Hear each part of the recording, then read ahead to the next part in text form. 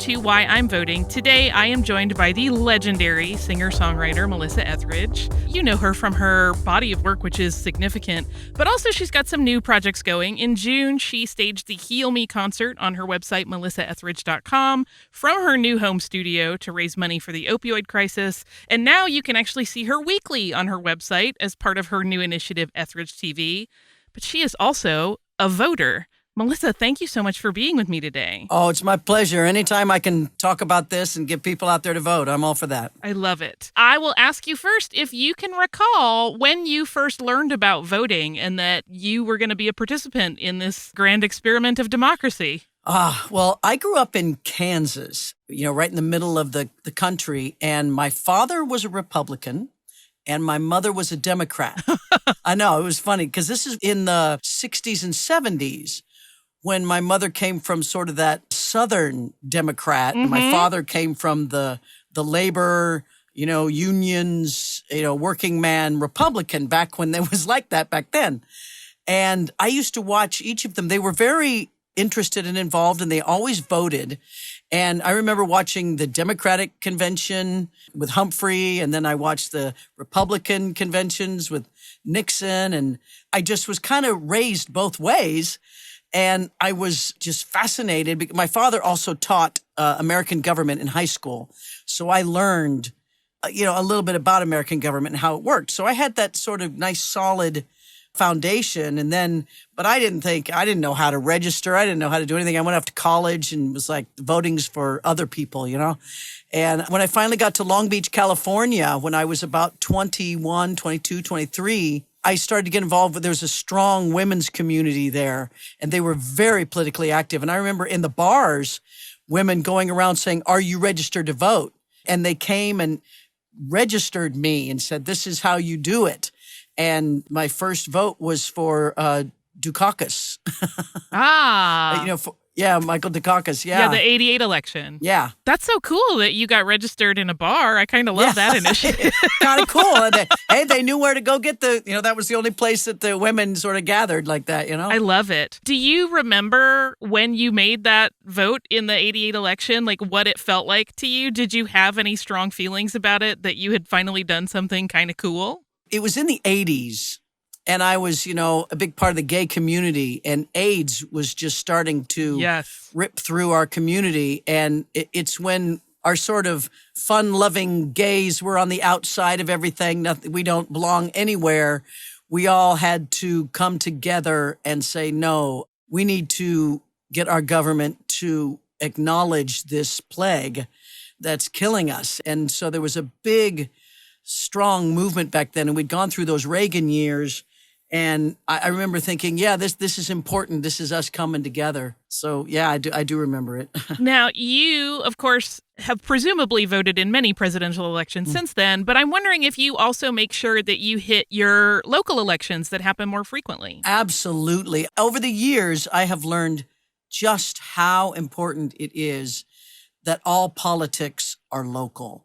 From the school board, on up, through the city councils, all the way up through, your local representatives and your state houses to then the national representatives. But it's so important, each of those votes. And I know that, they count on some of us not, ever turning out unless it's a presidential vote. So it's really important to vote every election. What do you do to make sure you're informed for those local elections? Because it's usually a little bit harder to get information about those candidates than it would be for one of the big 4-year events. Yeah. Here in LA, I used to read the LA Reader and the LA Weekly. They used to really have great, editorials, and they were very progressive. So whoever they endorsed, I would take that list and go. But now, that really doesn't exist. So I follow, certain websites and stuff where you can really, at this point, I'm so involved with local politics that I just know. I actually know the people at this point. You can get involved with local politics by supporting your local politicians. Yes, exactly. One of the things that we've talked about with a lot of our guests is the fact that some voters feel a little bit apathetic about casting their vote, either because they feel like none of the candidates really are what they want, or that they think the election is already pretty much decided. Everybody knows how it's going to go.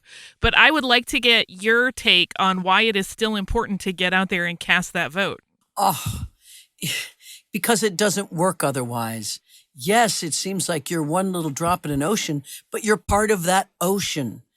And it's the reason that democracy works, that majority works, that to either look at the candidates and find the one that at least is leaning toward the direction that you feel your community or yourself needs to go, or get involved yourself. I've seen that happen so many times where people are like, I don't see a candidate that represents me, I'm going to run. And those are my favorite kind of candidates. That happened, the last 4 years, that's really been happening now. And so that's exciting. And you just have to believe, you have to understand that, yes, you're one in a billions of people, but we are all connected. And that's how it all works, is when we all gather together and feel that power of the people. There are forces who are counting on you, believing that your vote doesn't matter.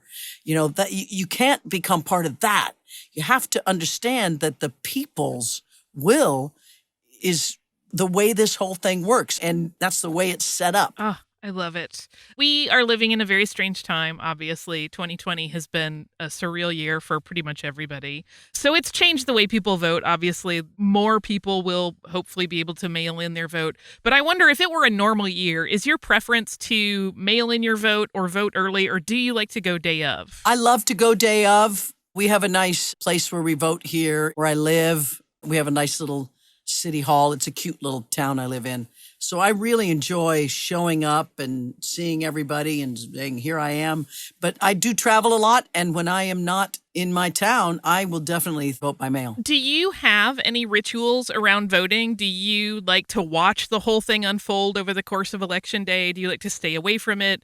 Do you have any activities that you make sure to do that day as a form of good luck? What does that day play out like for you? Well, I used to love to watch it all day long until about 4 years ago, when it's been rough the last 4 years. I'm very interested, and I love to follow politics as long as I can keep my heart up and okay. Yeah, that's the trick. If you could tell someone out there, because you are Melissa Etheridge, you have a lot of sway and you are a leader in many regards and an activist. So if you can tell someone who maybe isn't using their right to vote to be that voice, that part of the ocean, what would the one thing be that you would want to tell them?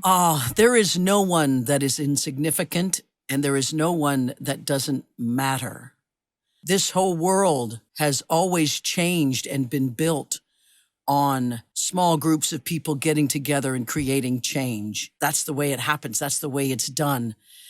To change all the power that you have inside of you, if you can change it from I am insignificant, I don't matter, to I am one of a greater whole and I do matter, not only will that serve your community, but it serves you. It serves you and your health and your mental state.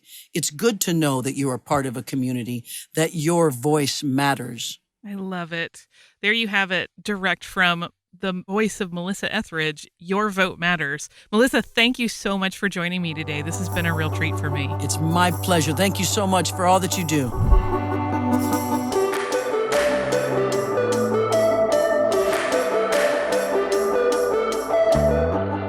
Hey guys, thanks so much for watching. Did you like that video? You can check out more over here.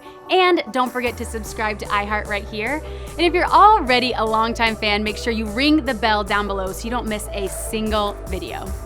Bye guys.